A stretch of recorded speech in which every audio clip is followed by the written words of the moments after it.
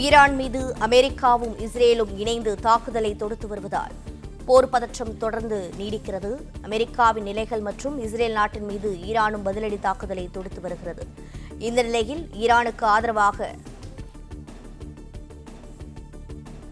Hezbollah அமைப்பினர் Israel மீது ஏவுகணைகளை வீசி தாக்கினர். ஹிஸ்புல்லா தாக்குதலுக்கு பதிலடியாக ஈரானின் நட்பு நாடான லெபனான் மீதும் இஸ்ரேல் தாக்குதல் நிகழ்த்தியிருக்கிறது. விவரங்களை செய்தியாளர் நிரஞ்சன் கூற கேட்கலாம். நிரஞ்சன், வணக்கம். இந்த தாக்குதல் தொடர்பாக அமெரிக்காவும் லெபனானும் என்ன விளக்கம் அளித்திருக்கிறது? இதனால் பொதுமக்களுக்கு ஏதேனும் பாதிப்பு ஏற்பட்டிருக்கிறதா? தகவல்களை பதிவு செய்யுங்கள். தற்பொழுது மத்திய கிழக்கில் போர் என்பது ஒவ்வொரு நாடாக விரிவடைந்து வருவதை பார்க்க முடிகின்றது. ஏற்கனவே ஈரான் மீது இஸ்ரேல் மற்றும் அமெரிக்க கூட்டுப்படைகள் தாக்குதல் நடத்தி வந்த நிலையில் ஈரான் இஸ்ரேல் மீதும் அதே போல அருகில் இருக்கக்கூடிய ஐக்கிய அரபு அமீரகம், ஜோர்டான் உள்ளிட்ட நாடுகள் மீதும் தாக்குதல் நடத்தி வந்தது.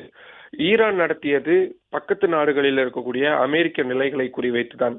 தற்பொழுது அதற்கு பதிலடி கொடுக்கும் வகையில் இஸ்ரேல் ஈரானின் நட்பு நாடுகளில் ஒன்றாக இருக்கக்கூடிய லெபனானின் மீது கடுமையான தாக்குதலை தொடங்கி இருக்கிறார்கள். காரணம், லெபனானில் இருந்துதான் ஹிஸ்புல்லா என்ற தீவிரவாத அமைப்பு செயல்பட்டு வருகிறது. இந்த அமைப்புக்கு பெரிய அளவில் உதவிகளை செய்வது ஈரான் தான் என்பது உலகத்தில் உள்ள அனைவருக்குமே தெரியும். எனவே ஈரானுக்கு ஆதரவாக செயல்படக்கூடிய ஹிஸ்புல்லா அமைப்பினரை குறிவைத்து இஸ்ரேல் என்பது தற்பொழுது தாக்குதலை தீவிரப்படுத்தி இருக்கிறது. முன்னதாக ஹிஸ்புல்லா அமைப்பினரும் இஸ்ரேல் மீது ஏவுகணைகளை வீசி தாக்குதல் நடத்தி இருந்த நிலையில் அதற்கு பதிலடி கொடுக்கும் வகையில் தான் தற்பொழுது இஸ்ரேல் லெபனானின் மீதும் அதே போல ஈரானின் மீதும் ஒரே நேரத்தில் தாக்குதலை மேற்கொண்டு வருகிறார்கள்.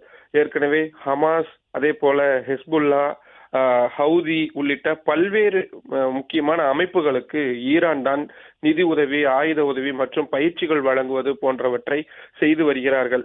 ஆப்கானிஸ்தான் வழியாக வரக்கூடிய ஆயுதங்கள் ஈரான் வழியாகத்தான் பெரும்பாலான நாடுகளுக்கு விநியோகிக்கப்படுகின்றது. எனவே ஈரானுக்கு சப்போர்ட் செய்யக்கூடிய அத்தனை நாடுகளையும் குறிவைத்து தாக்க வேண்டும் என்பதுதான் மிக முக்கியமான விஷயம். இதில் இந்த தாக்குதல் என்பது இன்னும் அடுத்த கட்டத்துக்கு விரிவடையும் என்று எதிர்பார்க்கப்படுகின்றது. காரணம், பாகிஸ்தான் வழியாகவும் ஆப்கானிஸ்தான் வழியாகவும் ஈரானுக்கு கொண்டு வரப்படக்கூடிய ஆயுதங்கள் என்பதுதான் தீவிரவாத குழுக்களுக்கு பகிர்ந்தளிக்கப்படுகிறது என்பதுதான் அமெரிக்கா பல்வேறு ஆண்டுகளாக முன்வைத்து வரக்கூடிய மிக முக்கியமான ஒரு குற்றச்சாட்டாக முன்வைக்கப்படுகின்றது. அதே நேரத்தில் ஐக்கிய அரபு அமீரகத்திற்கும் பாகிஸ்தானிற்கும் இடையில் ஒரு ஒப்பந்தம் என்பது ஏற்கனவே மேற்கொள்ளப்பட்டிருக்கிறது. இரண்டு நாடுகள் மீது யார் தாக்குதல் நடத்தினாலும் மற்ற நாடு அதற்கு உதவியாக முதலில் வர வேண்டும் என்பதுதான் அந்த ஒப்பந்தம்.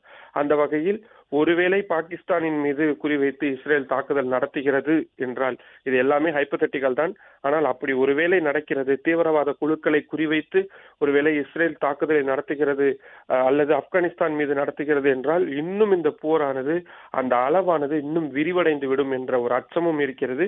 அந்த வகையில் தற்போதைக்கு லெபனானின் மீதும் தாக்குதல் என்பது நடத்தப்பட்டிருக்கிறது. இன்றைய தினம் முழுவதுமே போர் இன்னமும் உக்கிரமாகவும் கோரமாகவும் இருக்க போகிறது என்பதில் மாற்று கருத்தில்லை.